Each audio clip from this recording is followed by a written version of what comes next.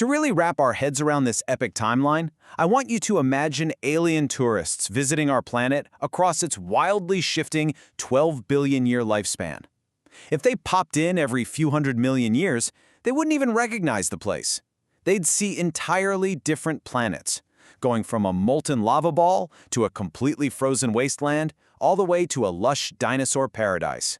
Here is our itinerary for this cosmic tour. First, the birth of a magma world. Second, ice, rain, and extinctions. Third, dinosaurs and the apocalypse. Fourth, ice age and early humans. And finally, the sun's final act. We are tracking our planet from its fiery birth through its extreme biological phases right up to its inevitable fiery demise. Let's dive in.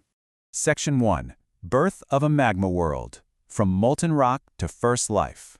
We're starting our journey roughly 4.5 billion years ago, and if our alien visitors arrived here, well, they definitely wouldn't find the beautiful blue marble we know today.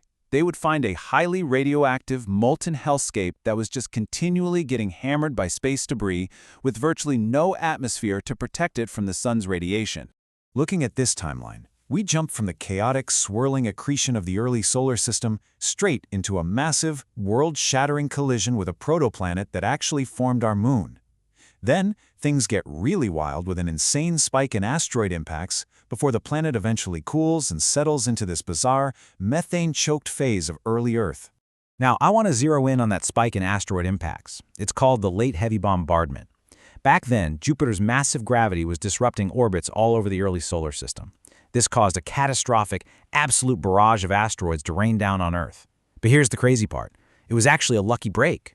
Because our crust had cooled just enough by then, these ancient impacts didn't just cause total destruction. They actually delivered vast oceans of water, plus the crucial molecular building blocks of DNA and RNA, right to our doorstep.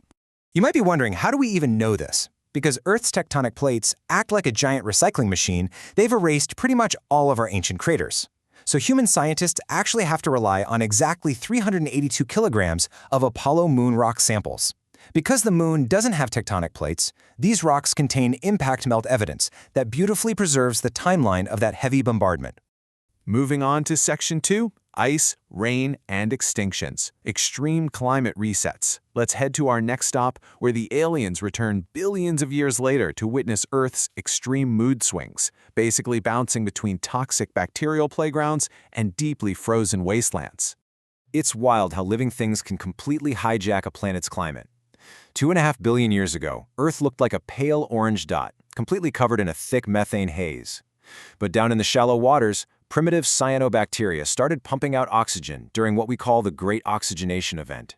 Fast forward to 650 million years ago, and that massive atmospheric shift, combined with a few other factors, helped trigger Snowball Earth. We're talking a planet so frozen that even the equator matched the freezing temperatures of modern-day Antarctica. Jumping ahead to the arid, desert-like supercontinent of Pangaea, our alien tourists are in for a shock with an event called the Carnian Pluvial Episode. Just imagine a continuous rainstorm lasting for 1 million years, literally 1 million years of rain. It completely rewrote the ecological rulebook, washed away the dominant species of the time, and directly paved the way for the dinosaurs to take over. So how does a 1 million-year rainstorm even happen? Well, it was a crazy chain reaction. It kicked off when volcanic magma from deep inside the Earth pushed up into modern-day Canada and Alaska and essentially ignited massive, untapped underground coal beds. This released incredible amounts of greenhouse gases, spiked global temperatures by 3 to 4 degrees Celsius, and supercharged the water cycle until acidic rain just poured down relentlessly. Which brings us to Section 3, Dinosaurs and the Apocalypse, the KPG extinction. Fast forward to 66 million years ago. Our extraterrestrial tourists arrive to find a lush, vibrant, dinosaur-dominated blue marble. But suddenly, their instruments detect a catastrophe that is about to plunge this lively world into an absolute apocalyptic firestorm. We have undeniable crime scene evidence for what happened next. A 10-kilometer-wide asteroid, traveling at a mind-bending 72,000 kilometers per hour, slammed into Earth. It triggered tsunamis hundreds of meters high, rained down molten glass called tektites across thousands of kilometers, and kicked up so much debris that it literally blocked out the sun. This caused a 15-year impact winter that wiped out 75% of all species, including, of course, all non-avian dinosaurs. Now, science is all about investigating multiple angles, and we must impartially note that there's a growing consensus around a both-and scenario here. At the same time as the asteroid, massive long-term flood basalt eruptions in the Deccan Traps were already releasing toxic sulfur and causing a gradual climate collapse. The devastating asteroid impact likely exacerbated this ongoing volcanic activity, pushing the planet's ecosystems right over the lethal edge.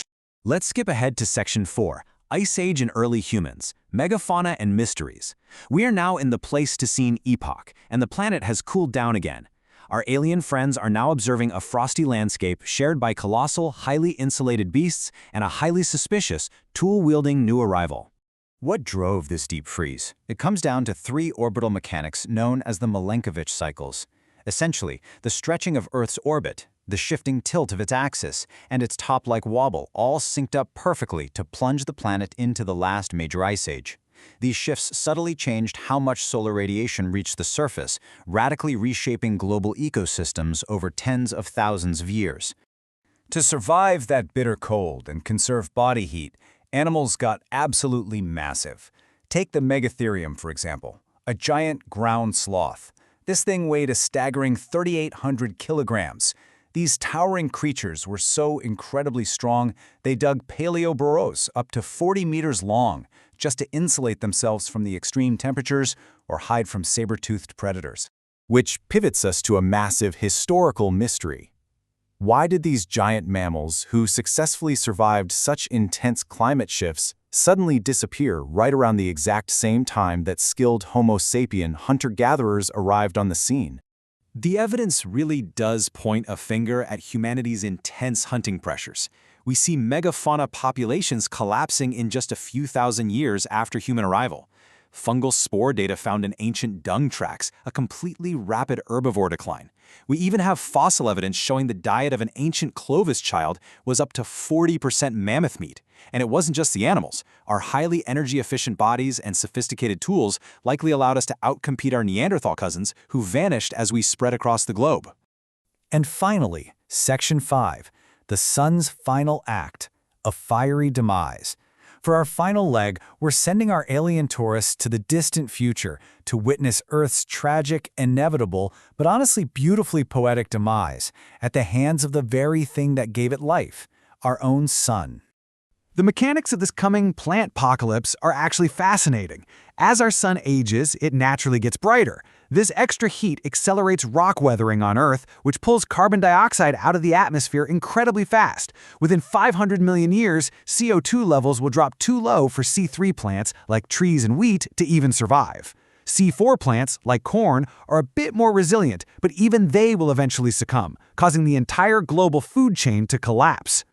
Looking at this timeline, we can track Earth's slow, boiling demise. In roughly 1 to 1.5 billion years, the sun's increasing luminosity is going to cause our oceans to evaporate entirely. That intense water vapor will create a runaway greenhouse effect, transforming Earth into a toxic pressurized oven, very similar to what Venus looks like today. Just to help you grasp the staggering scale of this heat, 2.8 billion years from now, the sun will be 28% brighter. Even Earth's coolest spots, the poles, will reach a sterile 190 degrees Celsius. At that point, the very last tough, salt-loving, extremophile microbes will be wiped out. Biological life on Earth will officially be over.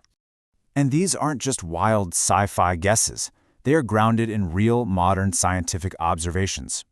As researchers like Dr. Edward Bryant note, we are actively observing other red giant stars ruthlessly swallowing up their inner rocky worlds in other parts of our galaxy. There is almost no doubt that Earth is going to share this exact same vaporizing fate. But as our hypothetical alien ship prepares to leave this barren rock, we've got to ask a crucial question.